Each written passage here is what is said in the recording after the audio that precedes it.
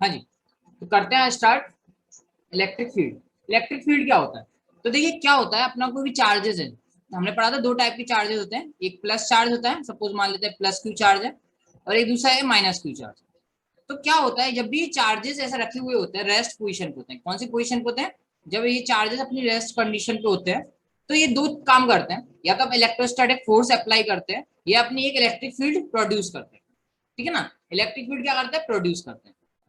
तो electric field होता क्या है, इलेक्ट्रिक फील्ड मतलब सिंपल सा ये होगा, एक रीजन होता है। इलेक्ट्रिक फील्ड क्या होता है, एरिया होता है, रीजन होता है, जहां पे हम इस चार्ज का फोर्स फील करते हैं।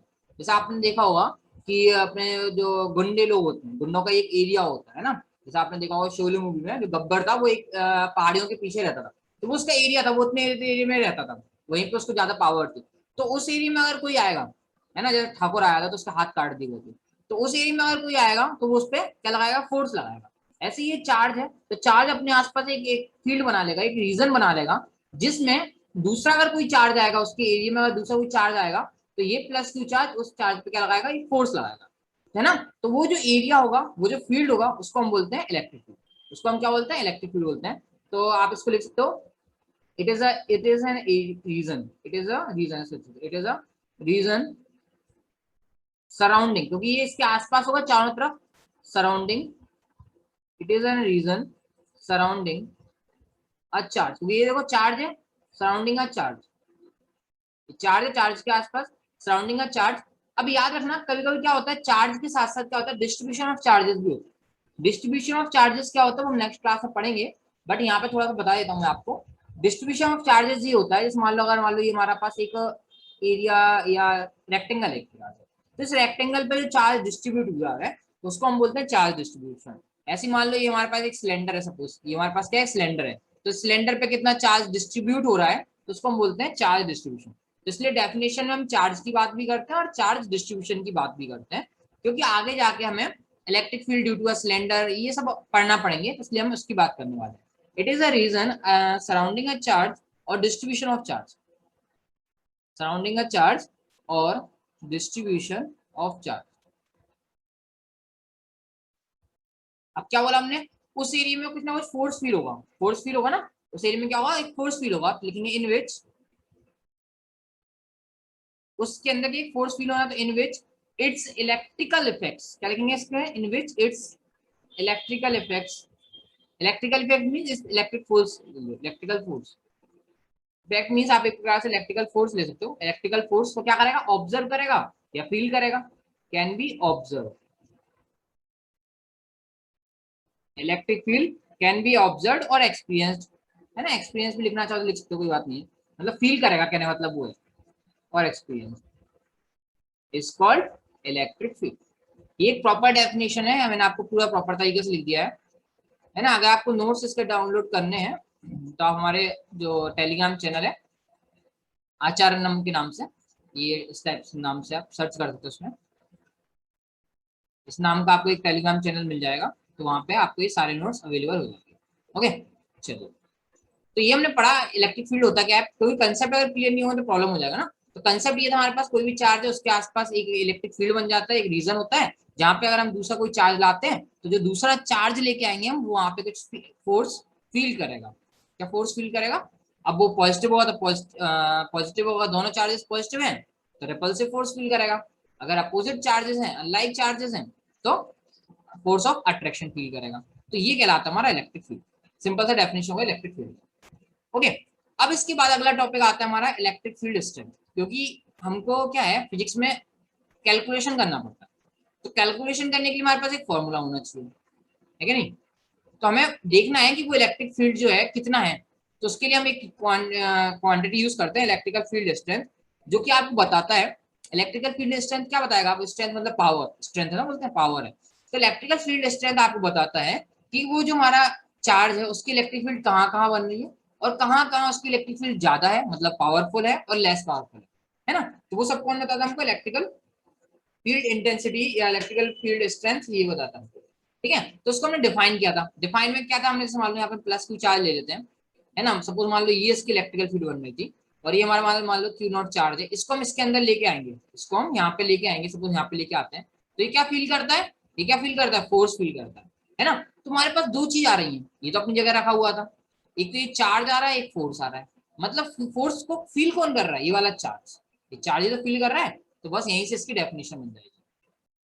तो डेफिनेशन कैसे बनती है, डेफिनेशन भी तो कुछ बेस पे बनाएंगे ना, ऐसा तो ना कुछ भी उठा के बना देंगे डेफिनेशन। तो इलेक्ट्रिकल फील्ड स्ट्रेंथ तो लिखेंगे, इट इज डिफाइंड एज, मैं प्रॉपर यहाँ पे डेफिनेशन लिख रहा हूँ ना, it is defined as the force, force कौन सा, एक्सपीरियंस्ड, जो हमें फोर्स लग रहा है, it is defined as the force experienced by a, by a, अब जिस चार्ज को हम लेके आएंगे वही तो फोर्स फील करेगा, है ना, बाय अ। अब देखो चार्ज भी कैसा लेके आना है, चार्ज भी हमको इस मालूम है plus Q charge, plus Q charge. अब यहाँ पे हम जो चार्ज लेके आ रहे हैं क्यू, तो हमें क्यू नॉट चार्ज ऐसा लेना है कि ये अपनी इलेक्ट्रिक फील्ड ना बना पाए, क्योंकि हर एक चार्ज अपनी अपनी फील्ड बनाएगा। अगर इसकी इलेक्ट्रिक फील्ड है तो इसकी भी इलेक्ट्रिक फील्ड होगी। तो इसलिए जनरली हम क्या करते हैं, इसको बहुत छोटा लेते हैं, इसका जो मैग्नीट्यूड होता है क्यू नॉट का, वो लेस मैग्नीट्यूड का होता है, मतलब मैग्नीट्यूड इसका बहुत छोटा होता है। क्यों होता है छोटा, sorry, so that it it's electric field can be neglected, इसकी इलेक्ट्रिक फील्ड को ऐसे हम जीरो मान लेंगे, इसकी इलेक्ट्रिक फील्ड क्या है, जीरो। तो इस टाइप का मैं चार्ज लेके आना है, तो this defined as the force experience via unit test positive charge. Test charge generally positive ही होता है, यूनिट टेस्ट पॉजिटिव चार्ज। क्या लिखा, फोर्स एक्सपीरियंस्ड, है ना। फोर्स एक्सपीरियंस मतलब क्या हुआ, ये तो मैं डेफिनेशन दे दी, बट हमको ये फॉर्मूला चाहिए, है ना, क्योंकि अगर हमें न्यूमेरिकल्स करने हैं तो हम क्या करना चाहता है, आई वांट न्यूमेरिकल, नहीं आई वांट फॉर्मूला, न्यूमेरिकल तो बाद में करेंगे ना, न्यूमेरिकल भी चाहिए। तो इसलिए इलेक्ट्रिक फील्ड इक्वल टू जाता है, जब हमने क्या बोला था अभी आपको, ये जो हमारा क्यू नॉट चार्ज है बहुत छोटा होना चाहिए ना, बहुत छोटा होना चाहिए। तो उसके लिए हम लगा देते हैं एक लिमिट, लिमिट हो जाती है q naught tends to zero, limit क्या हो जाती है, q naught tends to zero. और क्या हो जाएगा, फोर्स एक्सपीरियंस्ड, इसलिए फोर्स वेक्टर क्वांटिटी है, अपॉन कौन फोर्स एक्सपीरियंस कर रहा है, ये यूनिट टेस्ट चार्ज, तो यूनिट टेस्ट चार्ज कितना हो गया, तो ये हमारा आ गया इलेक्ट्रिक फील्ड का फॉर्मूला। तो ये वेक्टर इक्वल टू कितना आ गया, F vector upon q not. ठीक है, अब हमको पता है, हम बहुत समझदार इंसान है, कि एफ वेक्टर जो होता है वो 1/4πε0 होता है, इतना सा होता है क्या, नहीं, 1/4πε0। अगर दो चार्जेस हैं, यहाँ पे क्यू है और यहाँ पे क्यू नॉट है, तो इनके बीच में फोर्स जो लगता है वो क्यू नॉट लगता है, और इन दोनों के बीच की जो डिस्टेंस है, let us suppose that the distance between these two charges are, then force क्या होता है, 1/4πε0 क्यू नॉट अपॉन आर, अगर हम इसकी मैग्नीट्यूड की बात करते हैं तब। ठीक है ना, अगर हम वेक्टर की बात करते हैं तो यहाँ पे आर कैप और एक अपना आर स्क्वायर होता है, सॉरी ना, 1/4πε0 Q naught upon R square, ये होता है। अब हम कुछ नहीं करेंगे, सिंपली ये जो एफ वेक्टर की वैल्यू है इसके अंदर पुट कर देंगे और हमारा ई वेक्टर का आंसर निकल जाएगा। ठीक है, तो ई वेक्टर इक्वल्स टू क्या था, limit q naught tends to zero, ये था ना पहले तो। ये देखो लिमिट का मतलब क्या, मैंने आपको बता दिया है कि दो चार्जेस हैं, जैसे प्लस क्यू चार्ज यहाँ पे लिया था हमने और यहाँ पे हमने लिया था क्यू नॉट चार्ज, तो इस क्यू नॉट चार्ज का हमें मैग्नीट्यूड बहुत छोटा लेना होता है, सच दैट इसकी इलेक्ट्रिक फील्ड को हम नेग्लेक्ट कर सकते, इसकी इलेक्ट्रिक फील्ड क्या नेग्लेक्ट हो जाए, तो मैग्नीट्यूड बहुत छोटा लेना है। मैग्नीट्यूड छोटा लेने की वजह से हम इसको मान लेते हैं कि इसका जो मैग्नीट्यूड है वो जीरो की तरफ है, जीरो नहीं है, क्योंकि जीरो होगा तो पूरा सॉल्यूशन ही जीरो आ जाएगा, मान लेते हैं जीरो की तरफ, इसलिए limit q naught tends to zero, F upon q naught होता है, तो एफ की वैल्यू होती है 1/4πε0, और क्या होता है क्यू नॉट, क्योंकि दो चार्जेस से क्यू नॉट, इनके बीच की डिस्टेंस क्या थी, आर थी, तो इसलिए यहाँ पे आ जाएगा आर स्क्वायर होता है, इसलिए आर स्क्वायर, और होल अपन था क्या, क्यू नॉट, तो होल अपन क्यू नॉट। आपको क्लियरली दिखा जाते तो मैं सब पढ़ लिए, तो क्यू नॉट से अपन क्यू नॉट को कैंसिल कर सकते हैं, तो हमारे पास ई वेक्टर आ जाएगा।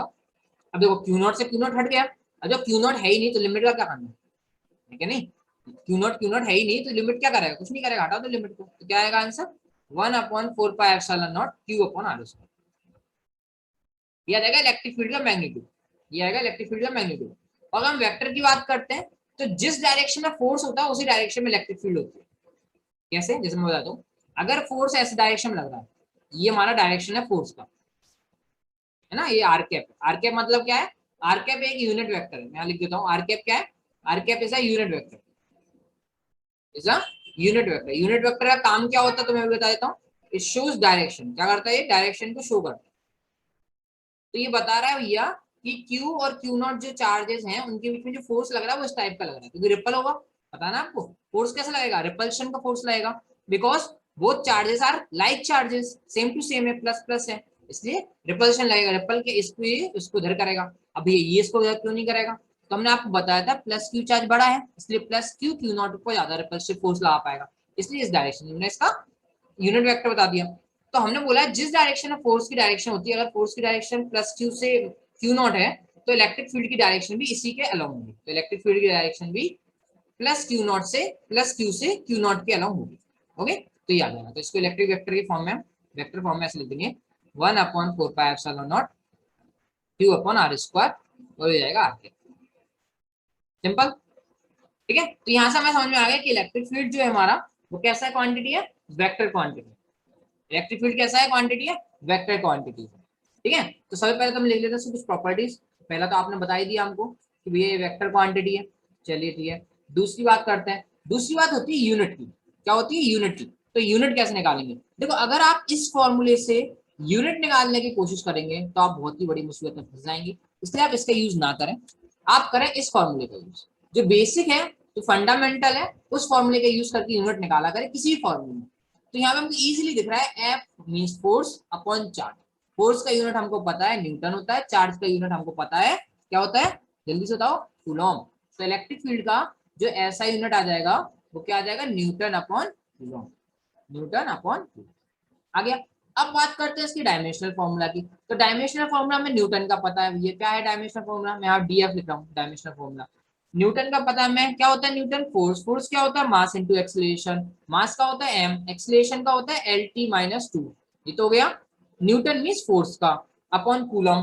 तो कूलम का कैसे निकालेंगे भैया, तो कूलम का देखो ऐसे निकालो, फंडामेंटल क्या, I = Q/T होता है, आपने पढ़ा होगा कि जो करंट होता है वो चार्ज अपॉन टाइम होता है। तो चार्ज इक्वल टू क्या हो जाएगा, करंट इनटू टाइम। हो गया, है ना। तो क्यू का डायमेंशनल फॉर्मूला मतलब कूलम है, चार्ज तो है, उसका डायमेंशनल फॉर्मूला क्या आएगा, आई का क्या होता है, एम्पियर। टी क्या है, टाइम, तो एटी, एटी लिख लो, टी ए लिख लो, टाटा बाय बाय, एटी है ना, एटी।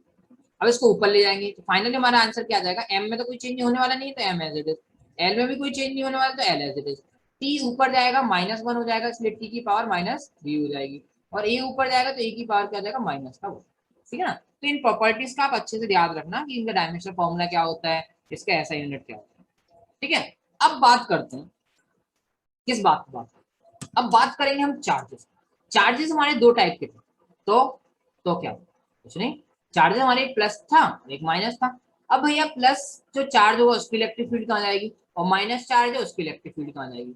तो देखो हम जनरली टेस्ट चार्ज लेते चलते हैं, और टेस्ट चार्ज को हम कैसे लेते हैं, पॉजिटिव। तो ये क्यू नॉट पॉजिटिव चार्ज है, इस चार्ज के लिए भी हम ले लेते हैं प्लस क्यू नॉट चार्ज। अब आप खुद समझिए कि इलेक्ट्रिक फील्ड की डायरेक्शन कहाँ होगी। हम क्या फाइंड कर रहे हैं यहाँ पे, डायरेक्शन ऑफ इलेक्ट्रिक फील्ड का फाइंड कर रहे हैं, दो अलग अलग जो चार्जेस हैं उनकी कंडीशन में। ठीक है ना। और ये हमने जनरली जो हम डिफाइन करते हैं, जनरल जो डायरेक्शन होती है वो टेस्ट चार्ज को पॉजिटिव मान के करते हैं। टेस्ट चार्ज को कैसा मान के करते हैं, पॉजिटिव। अब देखो ये भैया पॉजिटिव पॉजिटिव चार्ज है, दोनों कैसे चार्ज है, पॉजिटिव, एक दूसरे क्या करेंगे, रिपल करेंगे। तो रिपल में इस डायरेक्शन में तो करेंगे। और हमने बताया था कि जिस डायरेक्शन में फोर्स होता है उसी डायरेक्शन में हमारे इलेक्ट्रिक फील्ड होता है। तो प्लस क्यू चार्ज की जो इलेक्ट्रिक फील्ड होती है वो बाहर की तरफ है, कहाँ की तरफ, देखो बाहर, प्लस क्यू चार्ज से बाहर ही तो जा रहा है। तो प्लस क्यू चार्ज के लिए, फॉर पॉजिटिव क्यू चार्ज, अगर प्लस क्यू चार्ज है हमारे पास, तो उसकी जो इलेक्ट्रिक फील्ड होती है वो बाहर की तरफ होती है। तो इलेक्ट्रिक फील्ड की जो डायरेक्शन होती है वो कहाँ होती है, रेडियली आउटवर्ड्स, रेडियली आउटवर्ड्स, बाहर की तरफ होगा। क्यों भैया, क्योंकि हम जनरली पॉजिटिव चार्ज लेके रखते हैं, पॉजिटिव टेस्ट चार्ज लेके रखते हैं ना, इसलिए। अब यहाँ देखो, यहाँ माइनस चार्ज है, यहाँ प्लस क्यू नॉट होता है, प्लस चार्ज होता है, पॉजिटिव टेस्ट चार्ज लेके चलते हैं। तो ये इसको क्या करेगा, अपनी तरफ अट्रैक्ट करने की कोशिश करेगा, ऐसे खींचने की कोशिश करेगा। तो ये कहाँ जा रहा है, इनवर्ड्स जा रहा है, कहाँ जा रहा है, अंदर की तरफ जा रहा है। इसलिए हम बोलेंगे फॉर माइनस क्यू चार्ज, क्या बोलेंगे हम, कि माइनस क्यू चार्ज के लिए जो इलेक्ट्रिक फील्ड की डायरेक्शन होती है वो कहाँ होती है, रेडियली इनवर्ड्स होती है। आउटवर्ड्स ये क्या हो जाएगी, वो रेडियली इनवर्ड्स हो जाएगी, मींस अंदर की तरफ हो जाएगी। ठीक है ना। एक बात याद रखना, और सभी बात याद रखना, एक बात क्या सही बात याद रखना, जो इलेक्ट्रिक फील्ड होती है जनरली सिमेट्रिक होती है। पॉइंट चार्ज, ये जो चार्ज है अपना सिंगल चार्ज है, उसके लिए जो इलेक्ट्रिक फील्ड होती है वो सिमेट्रिकल होती है। कैसी होती है, सिमेट्रिकल होती है ना। तो मैं क्या लिखूं, स्फेरिकल सिमेट्री समझ लो। For a single charge, for a single charge electric field is spherically symmetric, is spherically symmetric,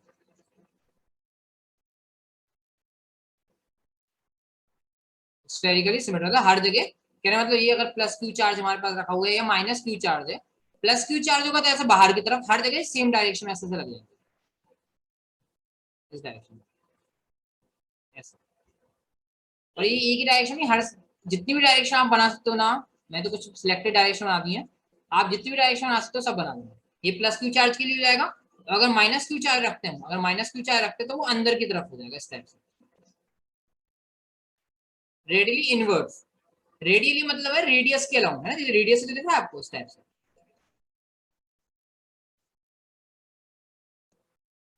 कितने भी ड्रॉ कर लेना, तो इस टाइप से आपका इलेक्ट्रिक फील्ड की डायरेक्शन पता चल जाता है। ठीक है, ये जो लाइंस मैंने खींची है ना, इन लाइंस को कुछ नाम दिया गया, इन लाइंस को कुछ नाम दिया गया। अब हम उन्हीं लाइंस के बारे में बात करेंगे। ये लाइंस मैंने खींची ना आपको ये दिखाने के लिए, एक्चुअल में तो चार्ज क्या आपने देखा होगा कभी, चार्ज देखा आपने कभी, नहीं देखा, तो एक काम करना, जो आपके होता है ना कॉटन शीट बेड शीट वगैरह होती है, उसमें एक बार ऐसा हाथ वो करना, झटकारना टाइप का, उसमें चट चट की आवाज, चिंगारी टाइप की आवाज आती है, वही चार्ज है। स्टैटिक चार्ज की बात कर रहे हैं ना, क्योंकि अगर चार्ज फ्लो करता है तो करंट कहलाता है, बट हम बात कर रहे हैं स्टैटिक चार्ज, तो ये स्टैटिक चार्ज वहीं आपको देखने को मिल जाएगा। ठीक है ना, चलिए अब हम बात कर रहे हैं लाइंस की। तो आपने देखा होगा वो चार्ज के पास में कभी भी लाइंस दिखती नहीं है, इसका मतलब ये लाइंस कैसी है, इमेजिनरी। वेरी गुड, ये लाइंस कैसी है, इमेजिनरी। तो इन इमेजिनरी लाइंस को हम बोलते हैं इलेक्ट्रिक फील्ड लाइंस। तो अपना एक नया टॉपिक स्टार्ट हो गया यहाँ से, इलेक्ट्रिक फील्ड लाइंस। एक्चुअली वो उसी का टॉपिक है, सब टॉपिक समझ लो आप इसको, क्या सब टॉपिक है इलेक्ट्रिक फील्ड लाइंस। क्या होती है electric field lines? Electric field lines हमने आपको बताया, ये प्लस क्यू चार्ज है तो रेडियली आउटवर्ड्स होता था, माइनस क्यू चार्ज है तो रेडियली इनवर्ड्स हो रहा है। तो ये सब क्या है, इलेक्ट्रिक फील्ड लाइंस। यही क्या है, इलेक्ट्रिक फील्ड लाइंस है। तो ये क्या होती है, इमेजिनरी लाइंस होती है। ये कैसी लाइन होती है, इमेजिनरी लाइंस। पहली बात तो भैया इमेजिनरी लाइंस हैं तो इनको बनाया क्यों और किसने बनाया, कौन ऐसा महाशय महान इंसान है? तो महान इंसान का मैं आपको पहले नाम बताता हूँ, माइकल फैराडे। स्पेलिंग याद रखना, आई थिंक यही होती है, देख लेना, माइकल फैराडे, DAY, डे दिन। ओ फेरानाइट भी होता होगा, फैराडे तो ऐसे नहीं बोलते साइंटिस्ट में। इमेजिनरी लाइंस होती हैं, रियल लाइंस नहीं होती हैं, कभी भी आपको चार्ज के आसपास ये लाइंस नहीं दिखने वाली हैं। माइकल फैराडे ने बनाया था, वेरी गुड। क्यों बनाया था? तो इसलिए बनाया था to find strength of electric field, to find strength of electric field, strength of electric field. भैया स्ट्रेंथ ऑफ इलेक्ट्रिक फील्ड का हमारे पास फॉर्मूला है, इससे निकाल लेते। तो देखो इससे एक जनरल आइडिया लिया, उसको बेस बताया। अब हमने क्या करा, इन्होंने क्या करा, हमने क्या करा, हम तो कुछ बता रहा है, जो इन्होंने किया वो आपको बता रहा है ना। तो इन्होंने ये बोला कि अगर हमारे पास एक प्लस क्यू चार्ज है, जैसा मैंने आपको बताया था, तो इलेक्ट्रिक फील्ड लाइंस ऐसे नहीं, ऐसे होती है, बाहर की तरफ होती है। तो इन्होंने ये बताया था कि जहां पर भी ये लाइंस क्लोज होंगी, कैसे होंगी, क्लोज होंगी, वहां पर इलेक्ट्रिक फील्ड ज्यादा होगी, और जहां पर ये फील्ड लाइंस दूर दूर होंगी वहां पर इलेक्ट्रिक फील्ड वीक होगी या कम स्मॉल होगी। मतलब जहां पर ये इलेक्ट्रिक फील्ड लाइंस जो है मोर क्लोजर है, ज्यादा पास में है, तो क्लोजर कहाँ पे है, सेंटर के पास, मतलब जहां चार्ज रखा हुआ है, देखो सब वहीं तो आ रही है, इस टाइप देखो सब वहीं पे आ रही है, इस टाइप से, है ना। तो जहां ये चार्ज रखा हुआ है वहां पर जो अगर लाइंस क्लोजर है तो वहां पर इलेक्ट्रिक फील्ड कैसी होगी, स्ट्रांग होगी, इलेक्ट्रिक फील्ड कैसी होगी, स्ट्रांग होगी। और जहां पर इनकी फील्ड लाइंस की लेंथ मतलब डिस्टेंस बढ़ती चली जाएगी, दो इलेक्ट्रिक फील्ड लाइंस के बीच में डिस्टेंस बढ़ती चली जाएगी, मींस लेस क्लोजर। जहां पर ये लाइंस जो है एक दूसरे से बहुत दूर दूर है, तो वहां पर इलेक्ट्रिक फील्ड जो होगी हमारी वीक हो जाएगी। क्या हो जाएगी, इलेक्ट्रिक फील्ड वीक हो जाएगी। समझ रहे हैं आप? जैसे मान लो मैं आपको एक एग्जांपल दे देता हूँ, कोई भी एक एग्जांपल देता हूँ, सपोज मान लो एक पॉइंट ए है, एक पॉइंट बी है। ये जो ए पॉइंट है वो चार्ज के पास में है, ये जो ए पॉइंट है वो चार्ज के पास में है, बी पॉइंट चार्ज से दूर है ना, चार्ज से क्या है, दूर है। तो आपको समझ में आ जाना चाहिए कि इलेक्ट्रिक फील्ड ज्यादा कहाँ होगी, ए पर। क्यों इलेक्ट्रिक फील्ड ज्यादा होगी? क्योंकि ये जो पॉइंट है वो चार्ज के पास में है। जैसे मान लो मैं यहाँ मान लेता हूँ ये ए पॉइंट था और ये हमारा बी पॉइंट है, तो ए पॉइंट हमारा चार्ज के पास में है, इसका मतलब वहां पे इलेक्ट्रिक फील्ड ज्यादा होगी। और बी पॉइंट हमारा चार्ज से दूर है, इसका मतलब वहां पे इलेक्ट्रिक फील्ड वीक होगी, because at point A more electric field lines are closer, ज्यादा से ज्यादा इलेक्ट्रिक फील्ड लाइंस क्लोजर है, और बी पॉइंट पर जो इलेक्ट्रिक फील्ड लाइंस है वो क्लोजर नहीं। That's it. ओके, समझ में आ गया आपको? ओके, अच्छी बात है, समझ में आ गया, वेरी गुड। चलिए अब इसकी अपन कुछ प्रॉपर्टीज देखेंगे। किसकी प्रॉपर्टीज देखेंगे? ये जो इलेक्ट्रिक फील्ड लाइंस है इनकी हम कुछ प्रॉपर्टीज के बारे में देखना चाहते हैं कि हम इनको कैसे बनाते हैं इलेक्ट्रिक फील्ड लाइंस को, है ना, ये सब हम देखने वाले। चलिए, तो पहली बात, पहली बात तो हमने बताया था आपको, माइकल फैराडे ने बनाया था, इलेक्ट्रिक फील्ड स्ट्रेंथ को कैलकुलेट करने के लिए बनाया था। तो बनाया कैसे इन्होंने, तो इन्होंने बोला कि ये जो है टेंजेंट लाइंस है। कैसी लाइंस है? टेंजेंट लाइंस है। ये जो इलेक्ट्रिक फील्ड लाइंस होती है वो कैसी लाइंस होती है? टेंजेंट लाइंस होती है। ठीक है, कोई भी उसकी क्या होंगी? टेंजेंट होंगी। जिसमें आपको एक डायग्राम बनाता हूँ, जैसे मान लो ये मैं इस टाइप का एक डायग्राम लेता हूँ। अगर मैं पॉइंट बोल देता हूँ ये पॉइंट पे ये पॉइंट है, ये पॉइंट हमारा बी है, तो इन पॉइंट पे हमें बताओ इलेक्ट्रिक फील्ड की डायरेक्शन, क्योंकि ये जो टेंजेंट लाइंस हैं मींस ये जो इलेक्ट्रिक फील्ड लाइंस हैं, एक बात और बताता हूँ, ये आपकी इलेक्ट्रिक फील्ड की डायरेक्शन को भी शो करती हैं। तो इलेक्ट्रिक फील्ड डायरेक्शन, तो देखो आपको दिख रहा है प्लस चार्ज है तो बाहर की तरफ, तो ये भी बाहर की तरफ है। मतलब जहां पर इलेक्ट्रिक फील्ड लाइंस की डायरेक्शन होगी वहीं पर इलेक्ट्रिक फील्ड की डायरेक्शन होगी। तो भैया अब हमें बात करना है, ये हमें मान लो सपोज ऐसे दे दिया और हमसे बोला ए और बी दो पॉइंट्स हैं, इन दो पॉइंट्स पर इलेक्ट्रिक फील्ड की डायरेक्शन बताओ। हमको पता नहीं चलना है, तो हमें क्या करना है? हमें सिंपल सा टेंजेंट खींच देना है। टेंजेंट खींच देना है इस पॉइंट पर। टेंजेंट क्या होता है? टेंजेंट मतलब होता है पॉइंट को, सिर्फ पॉइंट को टच करती हुई लाइन। तो ये पॉइंट है हमारा, इस पॉइंट को हम अगर टच करते हुए लाइन जाएंगे तो इस टाइप से हमारी लाइन चलेगी। तो ये डायरेक्शन होगी हमारी ए पॉइंट पर इलेक्ट्रिक फील्ड की। अब बात करते हैं बी पॉइंट की। तो बी पॉइंट चाहिए, तो बी पॉइंट की डायरेक्शन कैसे होगी? तो बी पॉइंट, ये हमारा बी पॉइंट है, इसको अगर टेंजेंट खींचेंगे हम तो कैसा खींचेगा? टेंजेंट इस डायरेक्शन खींच जाएगा, इस टाइप से हमारी इलेक्ट्रिक फील्ड लाइन की डायरेक्शन है ना, इस टाइप से। ये हम इस पॉइंट पे अगर लेते, सपोज मान लो ये वाला पॉइंट है, सी ले लिया हमने, इस पॉइंट पे लेना है, तो इस पॉइंट पे इलेक्ट्रिक फील्ड डायरेक्शन इस टाइप से जाएगी। ओहो, नो नो नो, हाँ चला गया। तो इलेक्ट्रिक फील्ड डायरेक्शन पे कैसे जाएगी? इस डायरेक्शन में जाएगी, इस डायरेक्शन, ये टेंजेंट की डायरेक्शन में जाएगी। ठीक है ना, तो ये हमारा क्या करता है, ये जो लाइंस होती है वो टेंजेंट लाइंस होती है। कौन सी लाइन? इलेक्ट्रिक फील्ड लाइंस, इनको हम इलेक्ट्रिक लाइन ऑफ फोर्स भी कहते हैं। तो ये हमारी टेंजेंट लाइंस होती है उस पॉइंट पर, साथ ही साथ ये हमारी इलेक्ट्रिक फील्ड की डायरेक्शन को भी शो करती है। ठीक है ना। हाँ जी, पॉजिटिव चार्ज होगा तो इनकी जो डायरेक्शन होगी वो अंदर बाहर की तरफ जा रही होंगी, और अगर निगेटिव चार्ज होगा तो वो उनकी जो डायरेक्शन है वो अंदर की तरफ आएगी। ठीक है, एक और प्रॉपर्टी आप लिख लीजिए कि ये एक दूसरे को कभी भी इंटरसेक्ट नहीं करती। Never intersect each other. ये कभी भी एक दूसरे को क्या नहीं करती? इंटरसेक्ट नहीं करती। इंटरसेक्ट करने का मतलब होता है कट करना। क्या बोला मैंने? इंटरसेक्ट मतलब होता है कट करना। जैसे मान लो अगर मैं बोलूँ ये हमारा पॉइंट है ए, ये पॉइंट पे मैं आपको बोल दूं एक इलेक्ट्रिक फील्ड लाइन ऐसी जा रही है और एक इलेक्ट्रिक फील्ड लाइन ऐसी जा रही है, तो ऐसा कभी भी नहीं हो सकता। ऐसा कभी भी नहीं हो सकता, क्योंकि अगर ऐसा हो जाएगा तो एक इलेक्ट्रिक फील्ड की डायरेक्शन यहाँ पे आ गई और दूसरी इलेक्ट्रिक फील्ड की डायरेक्शन यहाँ पे आ गई। बट जो पॉइंट वो ए है तो ये भी इलेक्ट्रिक फील्ड ए की डायरेक्शन हो गई और ये भी इलेक्ट्रिक फील्ड ए पॉइंट की डायरेक्शन हो गई। तो ऐसा कभी हो ही नहीं सकता कि पॉइंट ए पर दो इलेक्ट्रिक फील्ड बन जाए या दो इलेक्ट्रिक फील्ड की डायरेक्शन आ जाए, नहीं हो सकता। इसलिए ये कभी भी एक दूसरे को इंटरसेक्ट नहीं करती। ठीक है ना। ओके, ये कुछ अपन ने इसके पॉइंट्स पढ़ लिए थे, वापस बता देता हूँ। ये इमेजिनरी लाइंस होती है, माइकल फैराडे ने बताया था। ये स्ट्रेंथ बताती है ना, इलेक्ट्रिक फील्ड की डायरेक्शन को भी शो करती हैं। अगर ये ज्यादा क्लोज है तो इलेक्ट्रिक फील्ड स्ट्रॉन्ग होती है, और अगर इलेक्ट्रिक फील्ड लाइंस या electric line of force closer नहीं है तो वहां पर इलेक्ट्रिक फील्ड वीक होती है। साथ ही साथ ये टेंजेंट लाइंस होती हैं और ये एक दूसरे को कभी भी इंटरसेक्ट नहीं करती, एक दूसरे को इंटरसेक्ट नहीं करती। एक एग्जाम्पल समझते हैं अपन। जैसे सपोज एक पॉइंट लिया मैंने, ये पॉइंट लिया ए, ये ऐसा कुछ मैंने ऐसा आपको डायग्राम बना दिया और मैं आपको डायरेक्शन बता देता हूँ कि इलेक्ट्रिक फील्ड की डायरेक्शन है, मतलब ए पे कोई मान लो उसका पॉजिटिव चार्ज रखा हो इसलिए बाहर की तरफ जा रहा है। अब मैं आपसे कुछ क्वेश्चन पूछ रहा हूँ कि ई ए और ई बी, इनके बीच में रिलेशन क्या है? Electric field at A, electric field at B, इनके बीच में रिलेशन क्या है? मतलब इनके मैग्नीट्यूड के बीच में रिलेशन क्या है? Whether electric field at A is greater than electric field E at B, या तो ऐसा होगा क्या कि इसका मैग्नीट्यूड ग्रेटर है, या दोनों एक दूसरे इक्वल होंगे, मैग्नीट्यूड एक दूसरे क्या होगा? इक्वल होगा। And the last third option is कि इलेक्ट्रिक फील्ड जो ए की है वो छोटा होगा इलेक्ट्रिक फील्ड एट बी पर, है ना। तो मैंने आपको भी कंसेप्ट बताया था कि इलेक्ट्रिक फील्ड जहां पे भी लाइंस जो होती है वो क्लोजर होती है तो इलेक्ट्रिक फील्ड स्ट्रॉन्ग होती है। तो ये हमारी क्या है? लाइंस ही तो है। तो देखो ए पॉइंट पर लाइंस ज्यादा है, पास पास में है, तो इनके बीच में गैप कम है। इनके बीच में गैप कितना ज्यादा है? मतलब पॉइंट ए जो है उस पर इलेक्ट्रिक फील्ड ज्यादा होगी और पॉइंट बी है उस पर इलेक्ट्रिक फील्ड कम होगी, बिकॉज पॉइंट ए पर इलेक्ट्रिक फील्ड लाइंस या इलेक्ट्रिक लाइन ऑफ फोर्स पास पास में है as compare to B. Okay, चलिए अब अगले टॉपिक पे चलते हैं। अगला टॉपिक है electric field due to a point charge. अगला टॉपिक क्या है हमारे पास? Electric field due to a point charge. अभी हमने समझ लिया था कि इलेक्ट्रिक फील्ड का फॉर्मूला क्या होता है, ये सब हमने समझ लिया। अब नहीं, ये तो अपना हो गया ना, electric field due to point से अपन पढ़ लिया भी है ना, उसको अपने डिवाइड कर दिया था फॉर्मूले से। देखो एक सेकंड, हमने ये पढ़ लिया, electric field due to point से तो पढ़ लिया, स्टार्टिंग में पढ़ा देंगे आपको ना। हाँ जी, electric field due to point से मैंने आपको स्टार्टिंग बता दिया था, ये अपना डायरेक्शन भी हो गया, और अपना ये इलेक्ट्रिक लाइन ऑफ फोर्स वगैरह भी हमने समझ लिया कि इलेक्ट्रिक लाइन ऑफ फोर्स कैसे क्या होते हैं और ये कैसे वर्क करते हैं।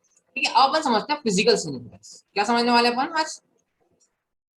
अब हम समझने वाले हैं, अगली टॉपिक है हमारा physical significance of electric field. Physical significance मतलब ये होता है कि हम ये इसको पढ़ते क्यों।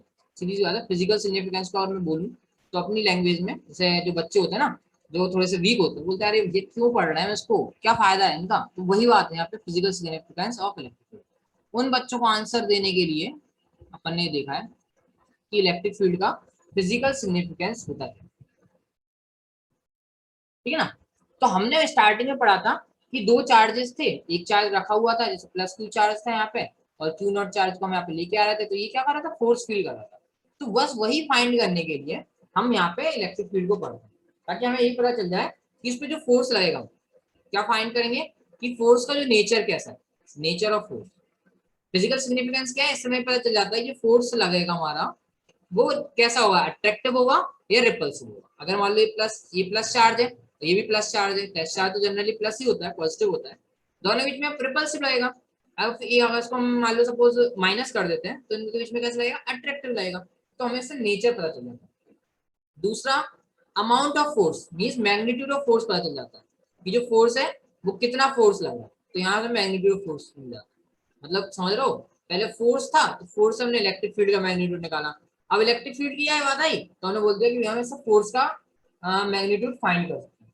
तो बस ये इसका कुछ होता है, ठीक है ना। अब आप एक बात और याद रखना, इलेक्ट्रिक फील्ड जो होती है हमेशा वेक्टर फील्ड होती है। कैसी फील्ड होती है एक इलेक्ट्रिक फील्ड, वेक्टर फील्ड होती है। मतलब वेक्टर आपने बताया था, जो वेक्टर क्वांटिटी है, ऐसी इलेक्ट्रिक फील्ड कैसी होती है अपनी, वेक्टर क्वांटिटी होती है।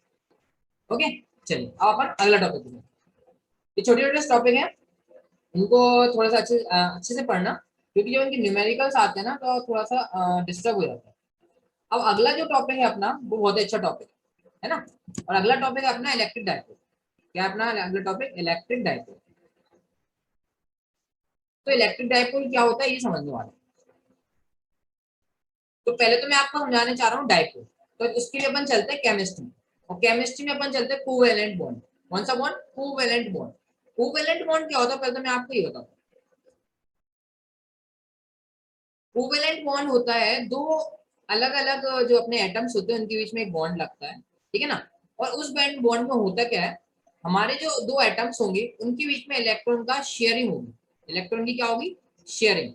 मतलब अपने एक दूसरे को इलेक्ट्रॉन शेयर करेंगे, तो जो बॉन्ड बनता है उसको हम कोवेलेंट बॉन्ड कहते हैं। उसके लिए अगर एग्जाम्पल ले लेते हैं तो HCl, क्या है एग्जाम्पल है उसके लिए, HCl।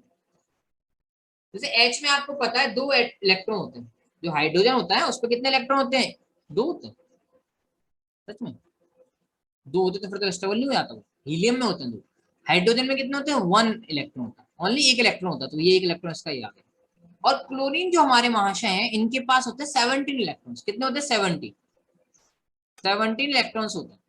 अब 17 इलेक्ट्रॉन्स को अगर हम इसकी शेल में भरते हैं तो पहली जो शेल होती है उसमें आते हैं दो इलेक्ट्रॉन्स, तो एक और एक, दो।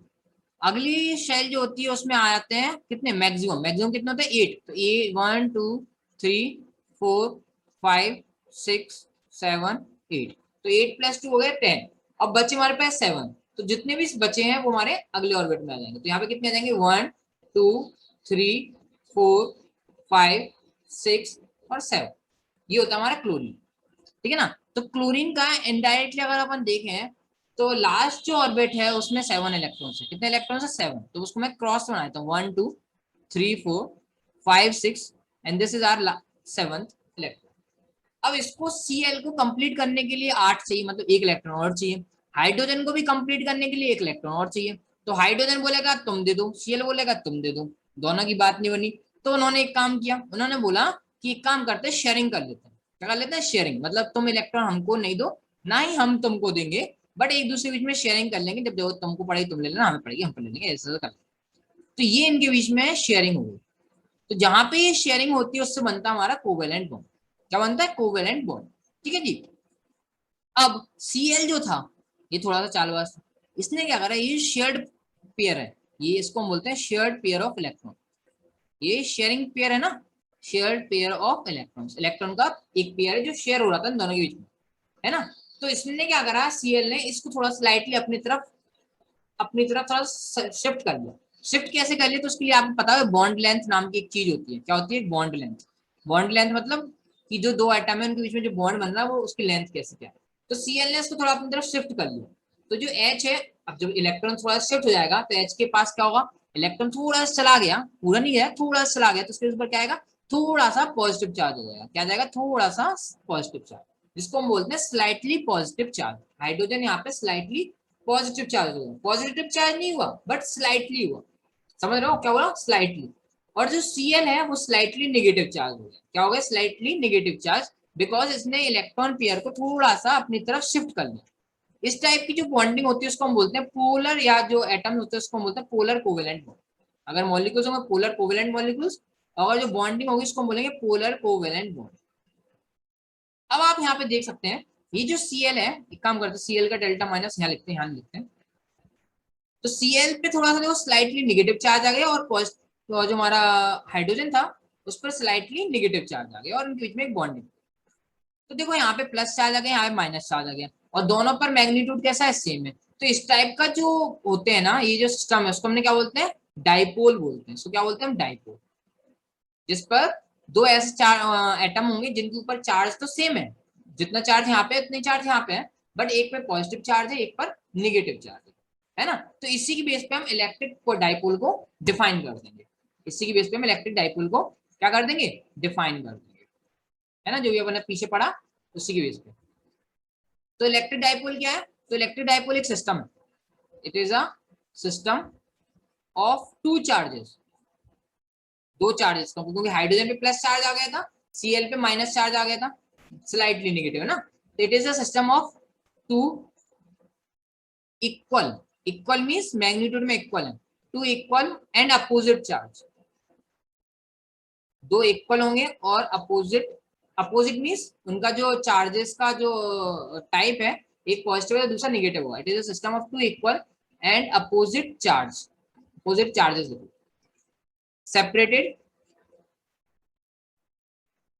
सेपरेटेड वाया डेफिनेट डिस्टेंस, कुछ उनके बीच में थोड़ा सा गैप हो, जिसको बॉन्ड लेंथ बोलते हैं अगर केमिस्ट्री की बात करते हैं, सेपरेटेड वाया डेफिनेट डिस्प्लेसमेंट या डिस्टेंस, कुछ भी लिख सकते हो, सेपरेशन लिखो, डेफिनेट सेपरेशन, है ना। तो वो ज्यादा थोड़ा सा टर्म जो है आपका फिजिक्स की में अच्छा लगेगा, वाया डेफिनेट सेपरेशन, आप लिख भी सकते हो डिस्प्लेसमेंट डिस्टेंस, कुछ भी लिखो, क्या प्रॉब्लम, समझ में तो आना ना, वाया डेफिनेट सेपरेशन।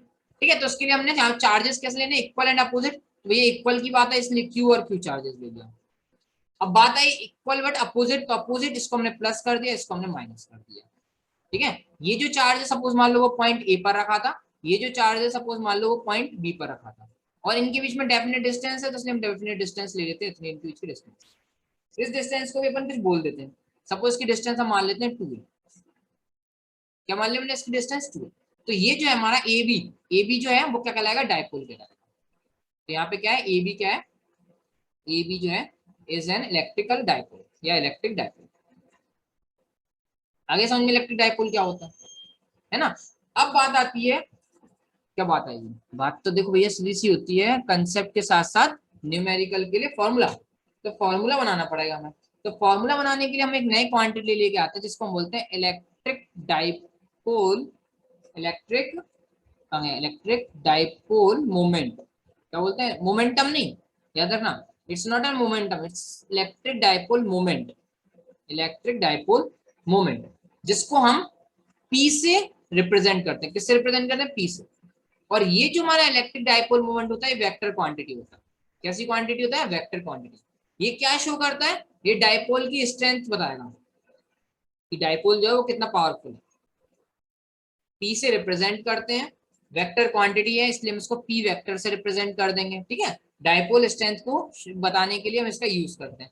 इसका फॉर्मूला क्या होता है, तो इसका फॉर्मूला देखो हम ऐसे करेंगे, अभी मैग्नीट्यूड की बात करें, फॉर्मूला लेना इसलिए मैग्नीट्यूड इक्वल्स, इसका जो फॉर्मूला होता है वो डिफाइन ऐसा होता है, या हम लिख सकते हैं electrical dipole moment is defined as the as the product of, product किसका, इनके बीच की जो डिस्टेंस है, पहले तो वो डिस्टेंस लिख लो, तो 2a आ गई इनके बीच की डिस्टेंस, और इन दोनों में से कोई भी एक चार्ज का मैग्नीट्यूड, दो चार्जेस है प्लस क्यू माइनस क्यू, तो मैग्नीट्यूड तो सेम ही है ना, देखो क्यू क्यू है, क्यू क्यू डैश तो है नहीं, तो इसलिए एक चार्जेस ले लो, एक चार्ज ले लो।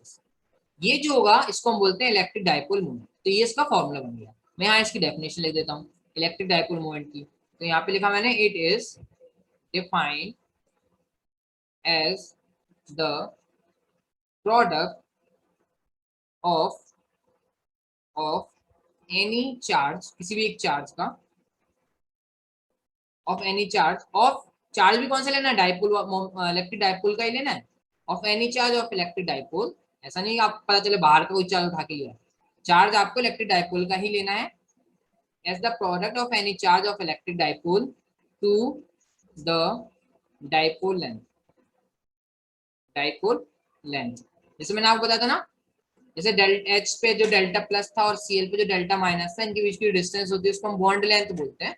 ऐसे ही हमारा ये प्लस क्यू चार्ज है और माइनस क्यू चार्ज है, उनके बीच की जो डिस्टेंस होती है, जैसे यहाँ पे 2a जो डिस्टेंस है, इसको हम बोलते हैं डाइपोल लेंथ। क्या बोलते हैं इसको हम, डाइपोल लेंथ।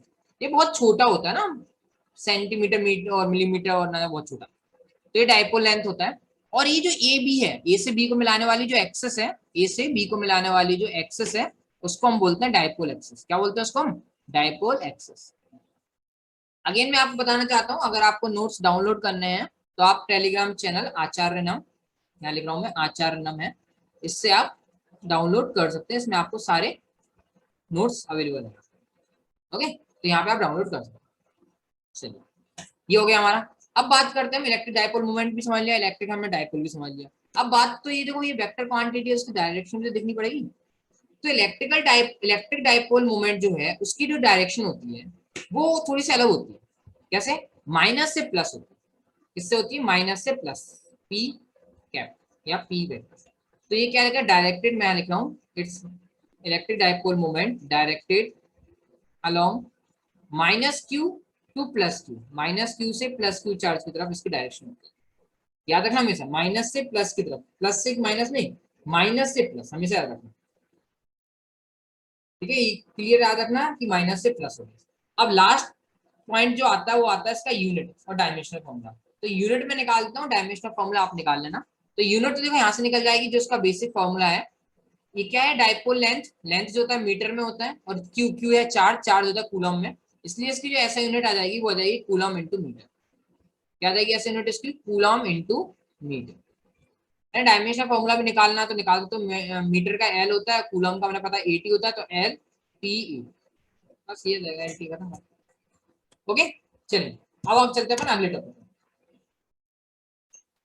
अगला टॉपिक है अपना इलेक्ट्रिक फील्ड फाइंड करना इलेक्ट्रिक डाइपोल से, क्योंकि डाइपोल में भी चार्ज है ना, चार्जेस का सिस्टम है, तो वो भी इलेक्ट्रिक फील्ड बनाएगा। तो electric field due to electric dipole, due to electric dipole. अब इलेक्ट्रिक डाइपोल से अगर हम देखते हैं इलेक्ट्रिक फील्ड, तो वो दो तरीके से बनती है ना, और एक जनरल तरीका भी देखेंगे, बट जनरल हम उसका दो तरीके लेके चलते हैं, हम तीनों तरीके देखेंगे। दो तरीके तो आपके एग्जाम जो आपका क्या बोलते हैं, एग्जाम बोल तो अरे भूल जाता हूँ मैं, बोर्ड, हाँ बोर्ड के अकॉर्डिंग अगर देखें, बोर्ड के पॉइंट ऑफ व्यू से, तो दो अपने जो पॉइंट्स होते हैं वो इंपॉर्टेंट होते हैं, बट तीसरा पॉइंट जो होता है वो आपके कॉम्पिटिटिव एग्जाम में आ जाता है, थोड़ा सा यूज हो जाता है ना। और ये तीसरे वाला जो मेथड उससे हम दोनों मेथड्स या दोनों जो भी ऊपर के फॉर्मूले होंगे उनको ड्राइव कर सकते हैं। मतलब ये जो थर्ड होगा वो आपका जनरलाइज्ड होगा। क्या होगा, ये जनरलाइज्ड होगा, और क्या होगा वो अपन भी समझते हैं। तो पहला पॉइंट होता है electric field due to electric dipole, कब निकालना, जब एक्सियल पोजीशन, पहला होता है एक्सियल पोजीशन, पहला हम बोलते हैं एक्सियल पोजीशन, और दूसरा होता है इक्वेटोरियल पोजीशन। दूसरा क्या होता है हमारा, इक्वेटोरियल, इक्वेटोरियल पोजीशन, ठीक है ना। और तीसरा जो पोजीशन है उसका कोई नाम नहीं है, उसका ये नाम है कि जैसे मान लो डाइपोल है, डाइपोल लेंथ, डाइपोल एक्सिस से angle theta, at an angle theta, मतलब एंगल थीटा बना रहा है अगर कोई पॉइंट, वहां पे हमें इलेक्ट्रिक फील्ड फाइंड करना है। ठीक है, ब्रीफली मैं थोड़ा समझा देता हूँ आपको, और फिर इसके आगे अपन इसका जो डेरिवेशन है वो नेक्स्ट क्लास में करेंगे। एक्सियल पोजीशन क्या है, ब्रीफली अभी यहाँ समझ लिए ब्रीफ में। एक्सियल पोजीशन क्या है, एक्सियल में आपको समझ में आ रहा है एक्सेस, एक्सियल में आपको क्या समझ में आ रहा है, एक्सेस है। तो ये जो चार्जेस होते हैं हमने पढ़ा था अभी, ये प्लस क्यू चार्ज होता है यहाँ पे, यहाँ पे माइनस क्यू चार्ज होता है, और इन दोनों को मिलाने वाली जो लाइन होती है उसको हम बोलते हैं डाइपोल एक्सिस। अगर इस डाइपोल एक्सिस पर कोई पॉइंट है, डाइपोल एक्सिस के ऊपर हो या इस साइड हो या इस साइड हो, मतलब उससे कितना, या तो 0 डिग्री या 180 डिग्री का एंगल बनाता है, कितना डिग्री का, या तो 0 डिग्री का या 180 डिग्री का, तो वो कहलाएगा डाइपोल एक्सिस। कौन बनाएगा एंगल, पॉइंट पी, जिस पर हमें इलेक्ट्रिक फील्ड फाइंड करना है। पॉइंट पी बनाता है एंगल, किससे बनाता है, डाइपोल एक्सिस से, तो वो कहलाएगा एक्सियल पोजीशन, ठीक है ना। दूसरा कहलाता है इक्वेटोरियल पोजीशन। दूसरा क्या कहलाता है, इक्वेटोरियल पोजीशन। इक्वेटोरियल पोजीशन में क्या होता है, जैसे यहाँ पे हमने आपको बताया था ये प्लस क्यू चार्ज है, यहाँ पे हमारा माइनस क्यू चार्ज है, और ये उसकी डाइपोल एक्सिस है, इसमें डाइपोल एक्सिस है, ठीक है। और हमको जो पॉइंट पी है जिस पर इलेक्ट्रिक, सॉरी, पॉइंट पी जिस पर हमें इलेक्ट्रिक फील्ड फाइंड करना है, ये डाइपोल एक्सिस के परपेंडिकुलर है। कैसा है, perpendicular. Perpendicular means 90 degree angle पर, तो यहाँ पर एंगल कितना हो जाएगा, 90 डिग्री हो जाएगा। तो अगर 90 डिग्री पे है तो इक्वेटोरियल पोजीशन कहलाएगा, अगर 0 डिग्री या 180 डिग्री पे है तो एक्सियल पोजीशन कहलाएगा। And the third one is at an angle theta. Suppose मान लो ये हमारा डाइपोल है, प्लस क्यू और माइनस क्यू, ये उसकी डाइपोल एक्सिस है। इस डाइपोल एक्सिस से एंगल, जैसे यहाँ 90 डिग्री दे रखा था, सपोज मान लो हमने बोल दिया 90 डिग्री, 45 डिग्री एंगल बनाओ। ये जो पॉइंट पी है वो हमारा डाइपोल एक्सिस है, याद रखना, एंगल जो डाइपोल एक्सिस बना रहे हैं कितने डिग्री का, 45 डिग्री का एंगल बना रहे हैं, तब हमारी इलेक्ट्रिक फील्ड क्या होगी वो फाइंड करना है ना। तब कैसे फाइंड करेंगे, तो उसके लिए हमें ये तीनों तरीके या तीनों मेथड को पढ़ना पड़ेगा। ओके, तो इसकी आज के अपन जो क्लास है वो यहीं पर स्टॉप करते हैं, ठीक है। और हमारी वीडियोस को देखने के लिए चैनल को लाइक और सब्सक्राइब कर देना, वीडियो को लाइक कर देना, चैनल को सब्सक्राइब कर देना, है ना, अगर आपको वीडियो अच्छी लगती है तो, और शेयर भी कर देना। ओके, सो आज की वीडियो में हम इतना ही रखते हैं। Thank you very much.